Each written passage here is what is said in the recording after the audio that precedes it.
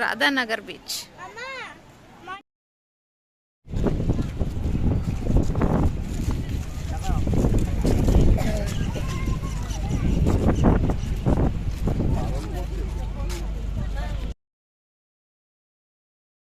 Hi hello friends, welcome back to another blog. ನಾನು ಇವತ್ತಿನ blog ಶುರು ಮಾಡ್ತಾ ಇದ್ದೀನಿ. ಲಾಸ್ಟ್ ವೀಡಿಯೋದಲ್ಲೇ ಹೇಳ್ದಂಗೆ ನಾವು ಅಂಡಮಾನ್ಗೆ ಹೋಗಿದ್ದು ವೀಡಿಯೋ ಶೇರ್ ಮಾಡಿದ್ದೆ. ಲಾಸ್ಟಲ್ಲಿ ನಾವು ಸೆಲ್ಯುಲಾರ್ ಜೈಲೆಲ್ಲ ನೋಡ್ಕೊಂಡ್ಬಿಟ್ಟು ಊಟ ಎಲ್ಲ ಮುಗಿಸ್ಕೊಂಡು ಆಮೇಲೆ ಅಲ್ಲಿ ಮಲಗಿಬಿಟ್ಟು ಮತ್ತೆ ಬೆಳಗಿನ ಜಾವ ಬೆಳಗ್ಗೆ ಒಂದು 5 ಗಂಟೆ 6 ಗಂಟೆ ಅಷ್ಟೊತ್ತಿಗೆ ನಾವು ಬಂದಿದ್ದು ಕ್ರೂಸ್ ಹತ್ರ.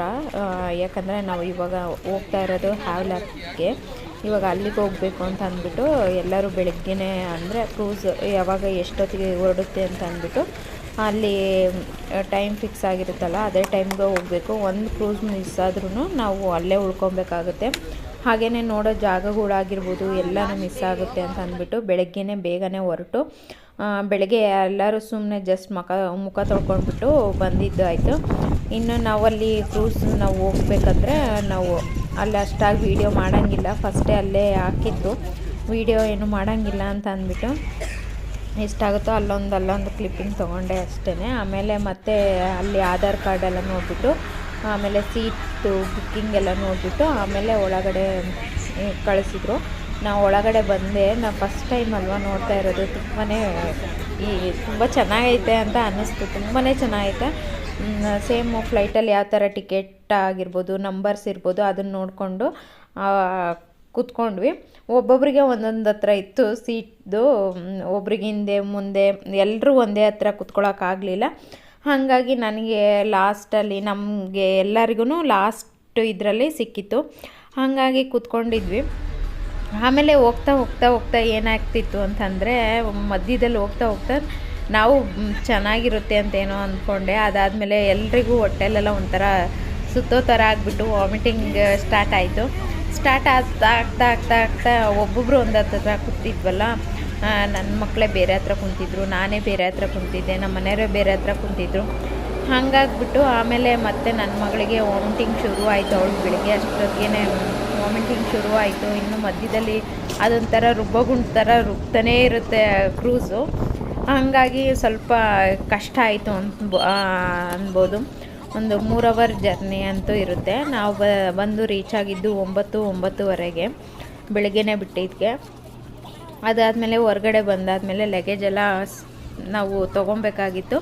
ಲಗೇಜ್ ಎಲ್ಲ ಕೆಳಗಡೆನೇ ಹಾಕಿರ್ತಾರೆ. ನಾವು ಎಷ್ಟು ಬೇಕೋ 2 ದಿನಕ್ಕೆ ಬಟ್ಟೆ ಅಷ್ಟೇ ತೊಗೊಂಬಂದಿದ್ದು. ಯಾಕಂದರೆ ಎಲ್ಲನೂ ತೊಗೊಂಬರೋಕ್ಕಾಗಲ್ಲ. ಮತ್ತು ನಾವು ಪೋರ್ಟ್ ಬ್ಲೇರ್ಗೆ ಹೋಗಬೇಕಾಗಿತ್ತು.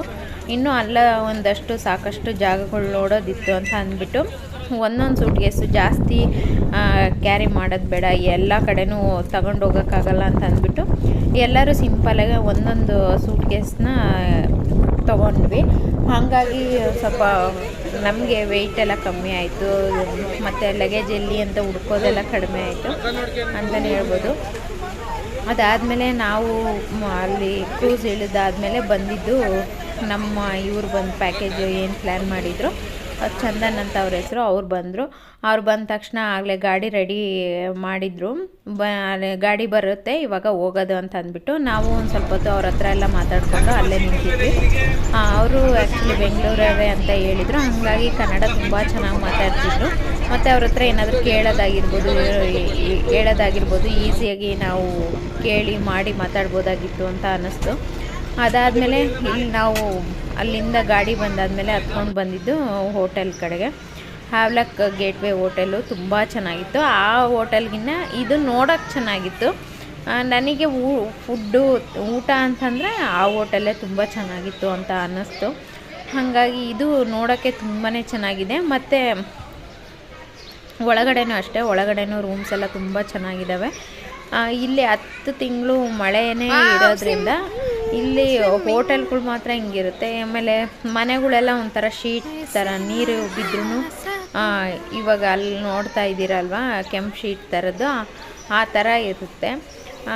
ನನ್ನ ಮಕ್ಕಳಿಗೆ ಇನ್ನೊಂದೇನು ಈ ಹೋಟೆಲಲ್ಲಿ ಇಷ್ಟ ಆಯಿತು ಅಂದರೆ ಎಲ್ರಿಗೂ ಮಕ್ಕಳಿಗೆ ಇದೇ ಹೋಟೆಲ್ಲೇ ಇಷ್ಟ ಆಗಿದ್ದು. ಯಾಕಂದರೆ ಸ್ವಿಮ್ಮಿಂಗ್ ಪೂಲ್ ಇತ್ತು ಅಂತ ಅಂದ್ಬಿಟ್ಟು ತುಂಬಾ ಇಷ್ಟಪಟ್ಟರು.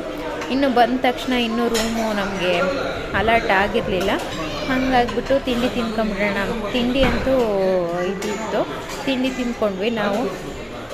ದೋಸೆ, ಪೂರಿ ಮತ್ತು ಒಂದು ಸ್ವೀಟು, ಹಾಗೆ ಮೊಟ್ಟೆ, ಬ್ರೆಡ್ ಜಾಮು ಎಲ್ಲ ಇತ್ತು. ಇನ್ನು ನನ್ನ ಮಕ್ಕಳಂತೂ ಜಾಸ್ತಿ ಬ್ರೆಡ್ ಜಾಮೇ ಜಾಸ್ತಿ ತಿಂದಿದ್ದು. ಇನ್ನೂ ರೂಮ್ ಅಲರ್ಟ್ ಆಗಿಲ್ಲ ಅಂತ ಅಂದ್ಬಿಟ್ಟು ಹೊರಗಡೆ ಕೂತ್ಕೊಂಡಿದ್ವಾ.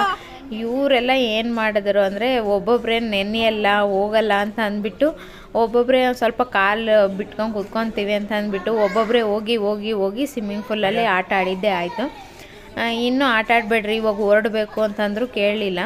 ಇನ್ನು ಫಸ್ಟು ನನ್ನ ಮಗನೇ ಫಸ್ಟು ಕಾಲು ಜಾರಿತು, ಅದಕ್ಕೆ ಬಿದ್ದುಬಿಟ್ಟೆ ಅಂತ ಅವನು ಕಾರಣ ಹೇಳ್ದ. ಆಮೇಲೆ ನನ್ನ ಮಗಳು ಅಮ್ಮ ಕಾಲು ಮಾತ್ರ ನೆನೆಸ್ಕೊತೀನಿ ಅಂತ ಅಂದ್ಬಿಟ್ಟು ಹೋಗ್ತಾ ಹೋಗ್ತಾ ಪ್ಯಾಂಟ್ ನೆನೆಸ್ಕೊತೀನಿ ಅಂತ ಅಂದ್ಬಿಟ್ಟು ಅವರೆಲ್ಲ ಫುಲ್ಲಾಗಿ ನೆಂದರು.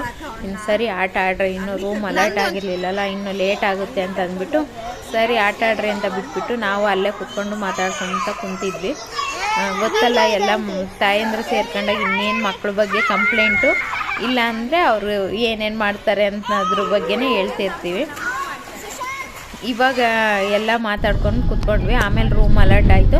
ಲಗೇಜ್ ಅಷ್ಟೇ ಇಟ್ಬಿಟ್ಟು ನಾವು ಹೆಂಗಿದ್ವೋ ಹಂಗೆ ಒಂದೊಂದು ಜೊತೆ ಬಟ್ಟೆ ಎಲ್ಲ ಬ್ಯಾಗಲ್ಲೇ ಇಟ್ಕೊಂಡ್ವಿ. ಅವು ಮಕ್ಳಿಗೆ ಏನೇನು ಬೇಕು. ಮತ್ತು ನಾವು ಇವತ್ತು ಹೋಗ್ತಾ ಇದ್ದು ಜಾಗದಲ್ಲೂ ಅವರು ಆಟ ಆಡೋ ಥರದ್ದೇ ಇನ್ನೊಂದು ಬೀಚು, ಇನ್ನೂ 2 ಬೀಚ್ಗೆ ಹೋಗ್ಬೇಕಾಗಿತ್ತು.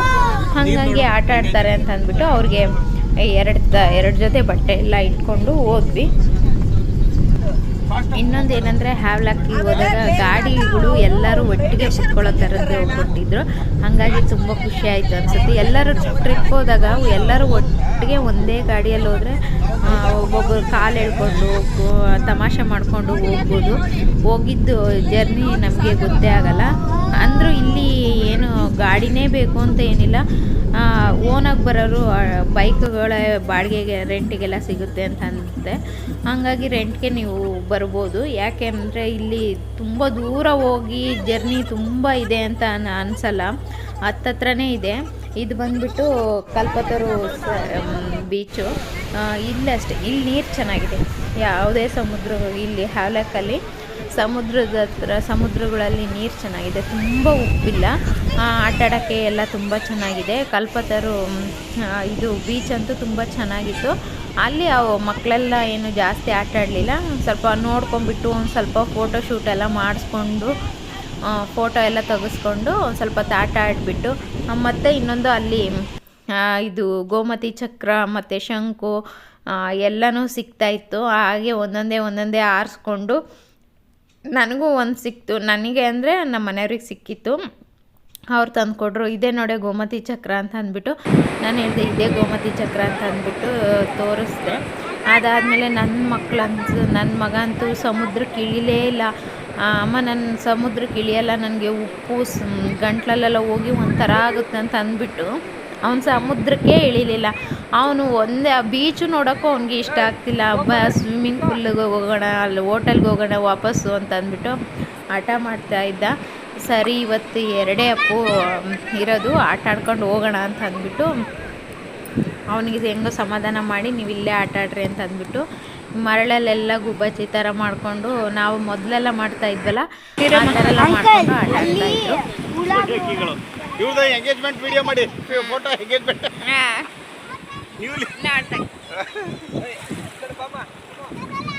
ಇಲ್ಲಿ ಬೆಳಿತಾವ ನೋಡಿ ಎಲ್ಲ ಶಂಕುಗಳು.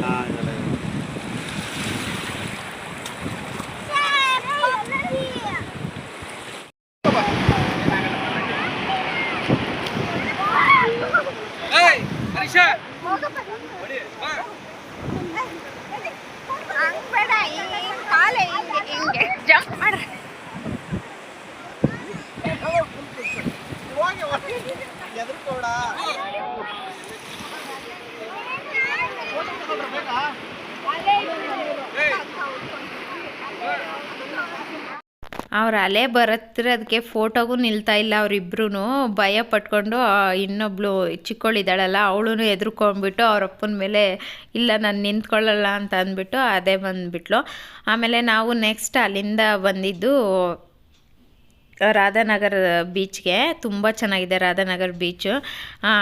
ನಾವು ಅಲ್ಲೇ ಸ್ವಲ್ಪ ಹೊತ್ತು ಆಟ ಆಡಿದ್ದು ಅಂತಲೂ ಹೇಳ್ಬೋದು. ನಾವು ಬಂದು ಇಳಿದ ತಕ್ಷಣ ಒಂದು ಸ್ವಲ್ಪ ಎಳ್ನೀರೆಲ್ಲ ಕುಡಿದ್ಬಿಟ್ಟು, ಎಳ್ನೀರು ಕುಡಿಬೇಕು, ತುಂಬ ಬಾಯಾರಿಕೆ ಆಗ್ತಿತ್ತು, ಬಿಸಿಲೂ ಅಷ್ಟೇ ಇತ್ತಲ್ವ, ಹಾಗಾಗಿ ಎಲ್ಲರೂ ಎಳ್ನೀರೆಲ್ಲ ಕುಡಿದ್ಬಿಟ್ಟು ಇವಾಗ ರಾಧಾನಗರ ಬೀಚಿಗೆ ಬಂದ್ವಿ. ರಾಧಾನಗರ ಬೀಚಲ್ಲಿ ಅಷ್ಟೇ ತುಂಬ ಜನ ಟೂರಿಸ್ಟ್ಗಳು. ಯಾಕಂದರೆ ಕಲ್ಪತರು ಬೀಚಲ್ಲಿ ಅಷ್ಟೊಂದು ಜನ ಏನು ಯಾರೂ ಆಟ ಆಡ್ತಾ ಇರಲಿಲ್ಲ, ಸ್ವಲ್ಪ ಜನ ಇದ್ದರು. ಇಲ್ಲಿ ತುಂಬ ಜನ ಜಾಸ್ತಿ ಇದ್ದರು. ನನಗೆ ಇದು ಮಲ್ಪೆ ಬೀಚ್ ಥರನೇ ನನಗೆ ಅನ್ನಿಸ್ತಾ ಇತ್ತು, ತುಂಬ ಚೆನ್ನಾಗಿತ್ತು. ಹಾಗಾಗಿ ಅಂದರೆ ಬಿಸಿಲು ಜಾಸ್ತಿ ಇತ್ತು, ಆದ್ದರಿಂದ ಸ್ವಲ್ಪ ಹೊತ್ತು ನಾವು ಅಲ್ಲಿಂದ ಬಂದು ಸ್ವಲ್ಪ ಹೊತ್ತು ಕೂತ್ಕೊಂಡು ಆಮೇಲೆ ಆಟ ಆಡೋಕ್ಕೆ ಅಂತ ಹೋಗಿದ್ದು.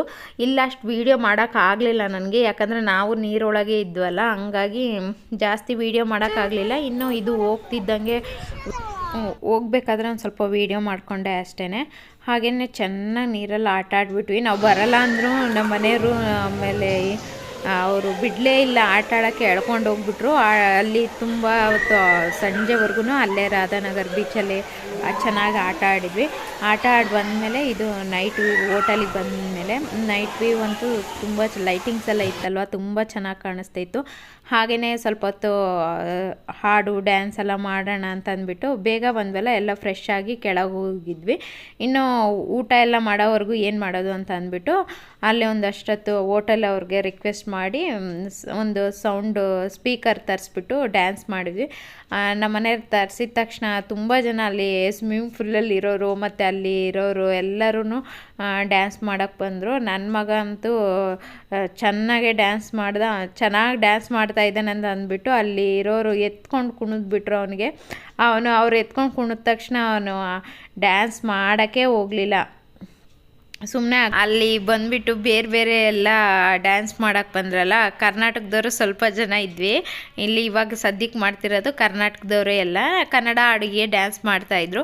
ಇನ್ನು ಪಾಪ ಬೇರೆ ಕಡೆಯವರು ಬಂದಿರೋರೆಲ್ಲ ಇದ್ರಲ್ಲ, ಸರ್ ಈ ವಾಡಾಕಿ ಅಂತ ಕೇಳಿ ಹಾಕ್ಸ್ಕೊಂಡು ಅವರು ಒಂದು ಕನ್ನಡ ಹಾಡಾದ್ಮೇಲೆ ಒಂದು ಹಿಂದಿ ಹಾಡು, ಒಂದು ತಮಿಳ್ ಹಾಡು, ಈ ಥರ ಹಾಕ್ಕೊಂಡು ಡ್ಯಾನ್ಸ್ ಮಾಡ್ತಾಯಿದ್ವಿ. ನನ್ನ ಮಗ ಅಂತೂ ಸರಿಯಾಗಿ ಡ್ಯಾನ್ಸ್ ಮಾಡ್ದ. ಇನ್ನು ಅವ್ನು ಡ್ಯಾನ್ಸ್ ಮಾಡೋ ಸ್ಟೆಪ್ಪಿಗೆ ಅಲ್ಲಿರೋರು ಎತ್ಕೊಂಡು ಕುಣಿತಾ ಇದ್ರು. ಅವನು ಎತ್ಕೊಂಡು ಕುಣಿದ ತಕ್ಷಣ ಎದ್ರುಕೊಂಡು ಮತ್ತೆ ಹೋಗಲೇ ಇಲ್ಲ ಡ್ಯಾನ್ಸಿಗೆ. ಇನ್ನು ಡ್ಯಾನ್ಸ್ ಎಲ್ಲ ಮುಗಿಸ್ಕೊಂಡು ನಾವು ಮಾಡಿದ್ವಿ, ನಾನು ಅದು ವೀಡಿಯೋ ಏನೂ ಹಾಕಿಲ್ಲ. ಅದಾದಮೇಲೆ ನಾವು ಇನ್ನೇನು ಸ್ವಲ್ಪ ಲೇಟಾಗಿ ಊಟಕ್ಕೆ ಬಂದ್ವಿ. ಊಟ ಎಲ್ಲ ಅಷ್ಟಕ್ಕಷ್ಟೇ, ಇಲ್ಲಂತೂ ಊಟನೇ ಮಾಡಲಿಲ್ಲ ಅಂತ ಹೇಳ್ಬೋದು. ಯಾಕಂದರೆ ಅಷ್ಟು ಚೆನ್ನಾಗಿರಲಿಲ್ಲ, ಮಸಾಲೆ ಎಲ್ಲ ಊಟ ಅಡ್ಜಸ್ಟ್ ಆಗಲಿಲ್ಲ ಅಂತಲೇ ಹೇಳ್ಬೋದು. ಹಾಗೆ ಒಂದು ಫಿಶ್ ಕರಿ ಮತ್ತು ಮಶ್ರೂಮ್ ಗ್ರೇವಿ, ಹಾಗೆಯೇ ಒಂದು ಸ್ವಲ್ಪ ದಾಲ್ ಮಾಡಿದರು. ದಾಲ್ ಪರವಾಗಿಲ್ಲ, ದಾಲ್ ಇದ್ದರೆ ಒಂದು ಸ್ವಲ್ಪ ಮೊಸರು, ಅಥವಾ ಮೊಸರು ಅಂತೂ ಇಲ್ಲವೇ ಇಲ್ಲ ಬಿಡಿ, ಅಲ್ಲಿ ಮೊಸರು ಹಾಲು ಇಲ್ಲವೇ ಇಲ್ಲ, ಹಾಗೆ ಅಡ್ಜಸ್ಟ್ ಮಾಡಿಕೊಂಡು ತಿನ್ಬೇಕಷ್ಟೇ. ಅಂದರೆ ಹಾಲು ಮೊಸರು ಬೇಕು ಅನ್ನೋರಿಗೆ ಅಲ್ಲಿ ಕಡಿಮೆ ಸಿಗೋದು, ಮೊಸರು ಹಾಲು ಇಂಪೋರ್ಟ್ ಇಲ್ಲ ಅಷ್ಟಾಗಿ ಅಂತ ಹೇಳ್ತಾಯಿದ್ರು. ಇನ್ನು ಇದು ನೆಕ್ಸ್ಟ್ ಡೇ ಬೆಳಗ್ಗೆನೇ ನಾವು ಹೊರಗಡೆ ಹೋಗಬೇಕಾಗಿತ್ತು. ನನ್ನ ಮಕ್ಕಳು ಇನ್ನೂ ಮಲಗಿದ್ರು. ಯಾಕೆ ಏನು ಅಂತ ನೆಕ್ಸ್ಟ್ ವೀಡಿಯೋದಲ್ಲಿ ಹೇಳ್ತೀನಿ. ಇದಾಗಿತ್ತು ಇವತ್ತಿನ ವೀಡಿಯೋ, 2ನೇ ದಿನದ ವೀಡಿಯೋ ಅಂತಲೇ ಹೇಳ್ಬೋದು, ಅಂಡಮಾನ್ದು. ಹಾಗೆಯೇ ಇನ್ನು ಹೊರಡೋಕೆ ಇನ್ನೂ ಟೈಮ್ ಇತ್ತಲ್ಲ, ನಮ್ಮ ಮನೆಯವರು ಹೊರಗಡೆ ಹೋಗಿದ್ರು. ಅಷ್ಟರೊಳಗೆ ಈ ರೂಮ್ ಟೂರ್ ಮಾಡ್ಕೊಳ್ಳೋಣ ಅಂತ ಅಂದ್ಬಿಟ್ಟು ಗೇಟ್ವೇದು ರೂಮ್ ಟೂರ್ ಮಾಡಿದ್ದೀನಿ. ನಿಮಗೆ ಇಷ್ಟ ಆಗ್ಬೋದು ಅಂತ ಅಂದ್ಕೊಂಡಿದ್ದೀನಿ. ಇದಾಗಿತ್ತು ಇವತ್ತಿನ ವೀಡಿಯೋ. ಈ ವಿಡಿಯೋ ಏನಾದರೂ ನಿಮಗೆ ಸ್ವಲ್ಪನಾದರೂ ಇಷ್ಟ ಆದರೆ ಪ್ಲೀಸ್ ಲೈಕ್ ಮಾಡಿ, ಶೇರ್ ಮಾಡಿ, ಕಮೆಂಟ್ ಮಾಡಿ. ಹಾಗೆ ಇನ್ನೂ ಯಾರೆಲ್ಲ ನನ್ನ ಚಾನಲ್ನ ಸಬ್ಸ್ಕ್ರೈಬ್ ಮಾಡ್ಕೊಂಡಿಲ್ಲ ಪ್ಲೀಸ್ ಸಬ್ಸ್ಕ್ರೈಬ್ ಮಾಡ್ಕೊಳ್ಳಿ, ಹಾಗೆ ಸಪೋರ್ಟ್ ಮಾಡಿ ಅಂತ ಕೇಳ್ತಾ ಇವತ್ತಿನ ವಿಡಿಯೋ ಇಲ್ಲಿಗೆ ಮುಗಿಸ್ತಾ ಇದ್ದೀನಿ. Thank you for watching. Bye bye. ಚೆನ್ನೈಲೂ ಕಡಿಮೆ ಇದೆ, ತಮಿಳ್ನಾಡು ಜಾಸ್ತಿ ಕಡಿಮೆ ಇರಬೇಕಲ್ಲ, ಆದರೆ ಅಲ್ಲ ಅವ್ರ ರೇಟ್ಸ್ ಇವರು